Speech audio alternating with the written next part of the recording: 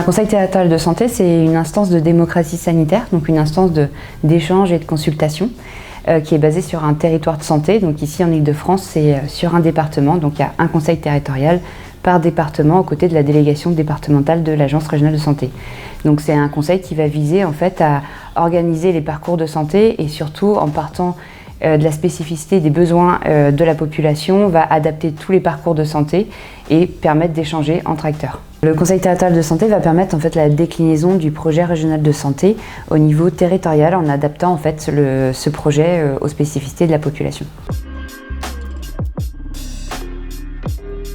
Le conseil territorial de santé représente tous les acteurs du système de santé. Donc on retrouve d'un côté les collectivités,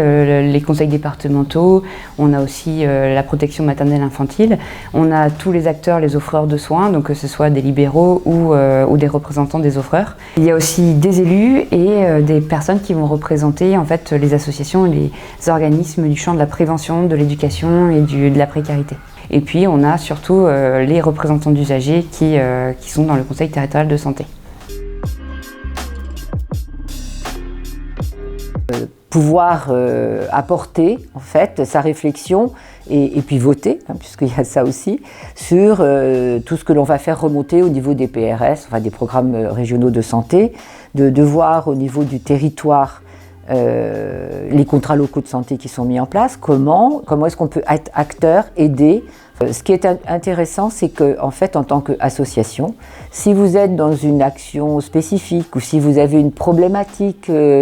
par rapport aux patients que vous suivez au domaine de la santé, vous pouvez demander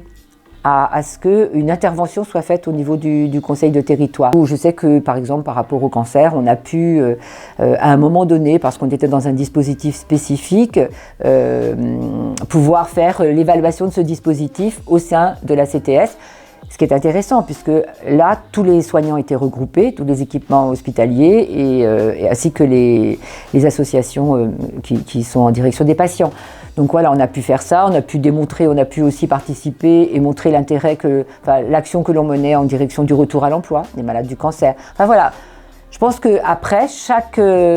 personne qui participe peut, si elle le souhaite, poser en fait un sujet qui va être traité lors de la CTS. Je crois que ce qui est intéressant pour participer à cette instance, c'est que ça nous permet d'abord d'être identifiés au sein du territoire, comme association en direction, alors nous, donc association en direction des malades en fait du cancer, mais d'être répertoriés aussi dans tout ce qui est association médico-sociale et de travailler ensemble avec les soignants.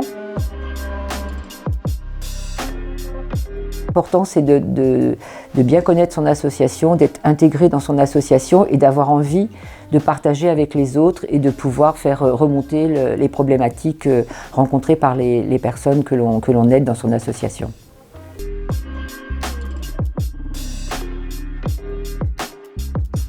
Alors ce sont les associations qui sont agréées pour représenter les usagers qui vont proposer des candidats à l'Agence régionale de santé via un appel à candidature qui est envoyé aux associations et qui est disponible sur le site de l'Agence régionale de santé sur une période donnée.